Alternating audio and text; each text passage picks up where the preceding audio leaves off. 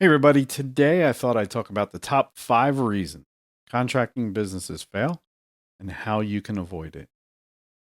Running a business, and it really doesn't matter what kind of a business it is, running a business takes more than just being the technician, the technical know how. You know how to use a screwdriver, you know which end is the right end to use on a hammer, you know how to use a screw gun, a torch, dikes, a mower. You know your trade. But for some reason, I don't know if you noticed this, I know I did. It seems like the busier the company got, I either needed to work more, leaving family behind, or my profits would go down and I'd make less money, which made no sense to me. But thousands of businesses every year shut their doors, not because the owner couldn't do the job, but because the business wasn't built to grow. And I understand what you're facing. I started in business over 35 years ago, and I discovered how hard it can be to grow. And it wasn't until I hired a business coach for my team to work with that I discover my need for new systems, innovations, and ways to grow. Now, there's so many reasons companies fail. But today I'm going to share the top 5 reasons contracting businesses fail and what you can do to avoid it. Now, this is just going to be an overview today. And what I'm going to wind up doing is podcasts and videos diving deeper into each one of these. So stay tuned for that. But the number one reason is no control over your cash flow. Many contractors, they operate from what I call checkbook accounting. If there's money in the account, I can buy the tool, the machine, fill in the blank. And then you remember after you've done it that there was an invoice coming due that you forgot about. Or the slow season starts sooner than expected. Or unexpected expenses come by. Or a pandemic happens. Or you've got a poor pricing structure and it creates a cash flow crisis. You get the picture. The fix is 2 things. Number one, get on a written plan, a budget. We'll talk about that next. But number two is putting in place a proven cash management system. Now, for me, I like profit first. Those in the non corporate world, those who aren't owners, think that profit first is a bad thing. But if you think about the way our businesses run, if you're an accountant, let's say, most accountants go by, and the IRS goes by the same thing. It's the accepted accounting practice, GAAP, generally accepted accounting practice. And that is basically you take your income minus all your expenses, and that equals your profit, whatever's left over. But a lot of times there's nothing left over because we have more expenses than we have profit. Profit should be planned for. And if you're, quote, reinvesting your profit into your business, it really was never a profit to begin with, because profit is what you get to take home other than your salary. And so what you want to do is you want to set aside your profit that you planned for, your taxes, your owner's pay, and your expenses every time you get paid. And what it'll do is it'll give you clarity and control. Now, that was one of the things, that was the biggest thing I did, which actually helped me grow my business to where I could sell it. Now, the second biggest thing is winging it. Going through week, month, quarter, year after year without an actual plan. Most owners never sit down and set a clear financial or growth goal. And without a plan, you're just reacting. You're not leading.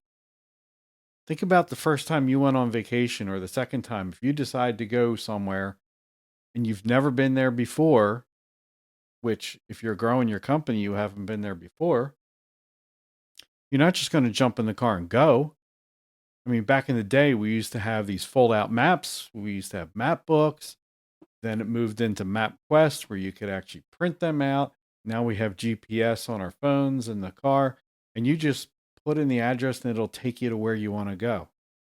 Well, you need to do that same thing with your growth. You need to create a simple 90-day plan to start with that's tied to your bigger annual goal. Now, it doesn't need to be complex. It can be very simple, but you want weekly priorities, monthly priorities. You want daily priorities, daily goals that you're looking at to make sure everything's done. And then you want to make sure everybody knows what their key performance indicators are. How many calls does each tech need to go on? How many phone calls does the call taker need to close? So you need to get that written down. Number 3 is working with the wrong customer. Tell me you've experienced this. It's Friday afternoon, it's 10 to 5. The phone rings.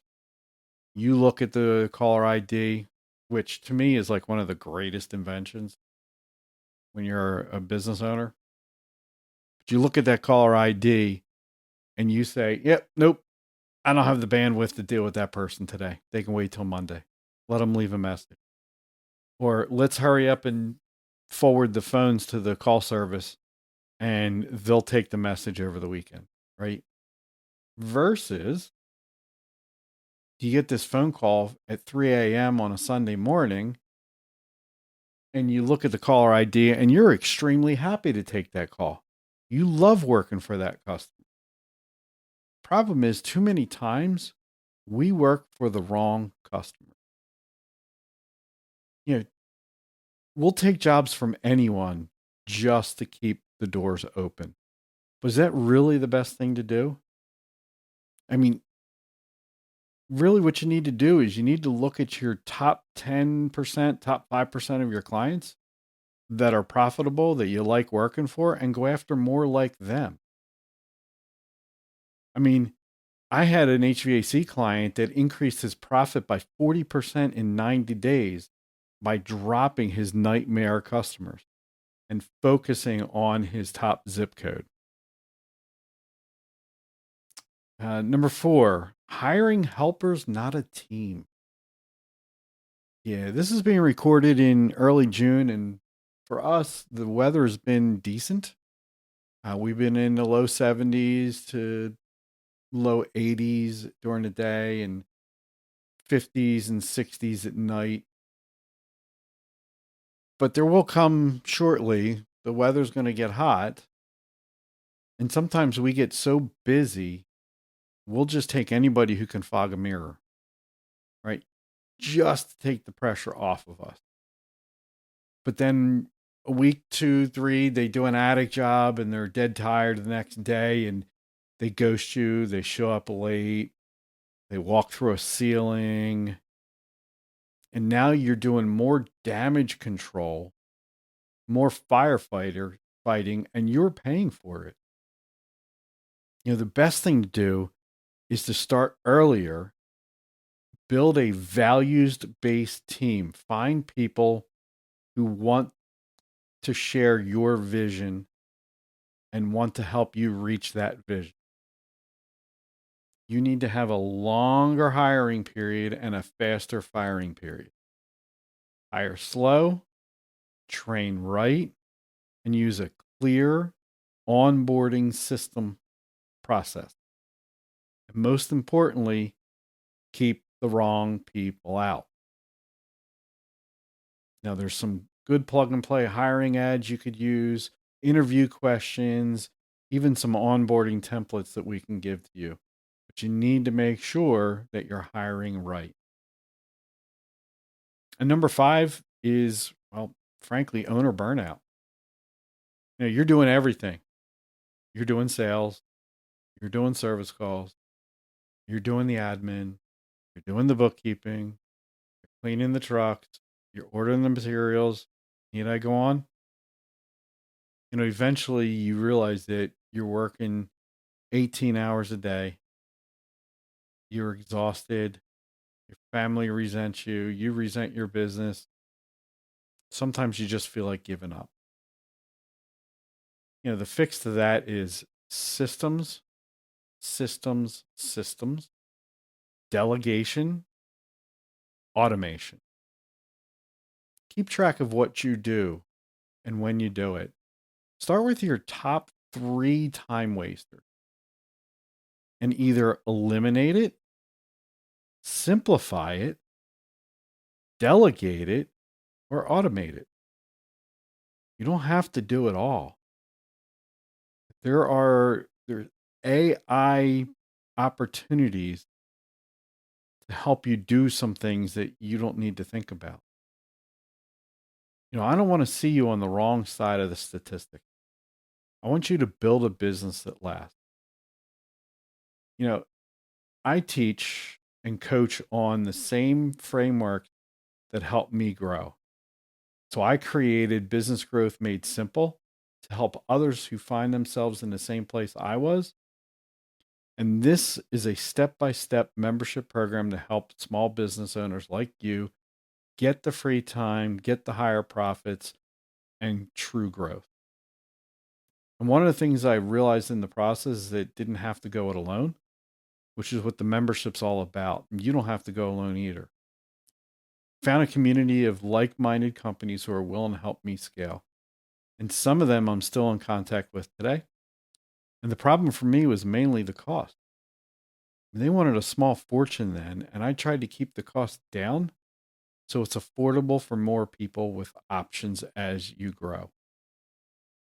This is something you'd like to think about and talk about. You think it might work for you? Let's talk. No pressure. No fancy talk. Just a conversation to see how we can serve you. You really don't need another video or more hope it works strategy. You don't need to spend a small fortune to figure things out. You just need a step-by-step system, expert guidance, and a community of owners growing together. And that's what we deliver inside the Business Growth Made Simple. There should be a link in the show notes. But we want you to build the business you've always wanted. Looks like you're having a great day. And like I said, we'll go a little bit deeper into all these reasons in future episodes. Thanks for them. And we'll get into it.